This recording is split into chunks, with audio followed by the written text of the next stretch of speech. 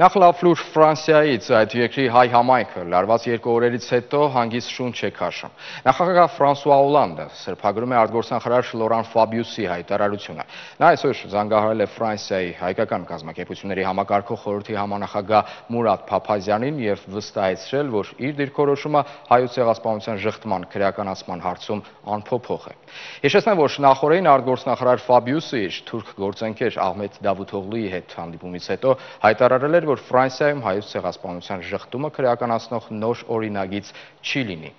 Ահա թե ինչ է պատմել Մուրադ Փափազյանը մեզ հետ հեռախոսազրույցում։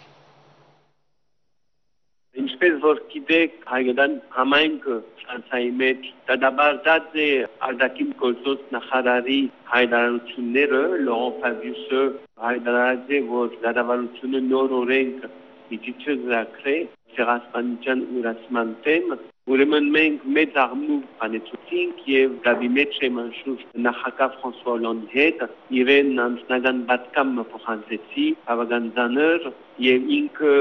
այս արդու ուրեմն հրացանեց ինձի եւ խոսեցանք Ֆաբիուսի հայտարարությունների մասին ինքը Հոլանդը շեշտ տվավ այն գիտիշուր որ ինչ որ խոստացած է պիտի գադարե ինքը դեր պիտի իր խոստումին, իր խոսքին եւ նոր օրենքը պիտի որտեքրվի եւ այս օրենքի շուրջ արդեն ինքը աշխատի եւ ուզես մեզի հանդիսացնել ասելով որ պիտի շարունակենք եւ մեզի պիտի ընդունի հուլիսի ընթացքին հավանաբար հուլիսի երկրորդ կեսի ընթացքին մենք իմանանք երբ տեղի ունենա այս օրենքի ներկայացումը խորհրդարանի առջև եւ երբ գործիքրվի օրենքը մենք բավական ուրախությամբ այս հրացանային գաբը ուրեմն գնահատեցինք եւ մենք այդ դեպավորությունը ունենք նաեւ որ պետք է ուշադիր մնանք եւ բանջարներ որովհետեւ միայն այս մարդավարությամբ հաջողած են ինչպես հիմա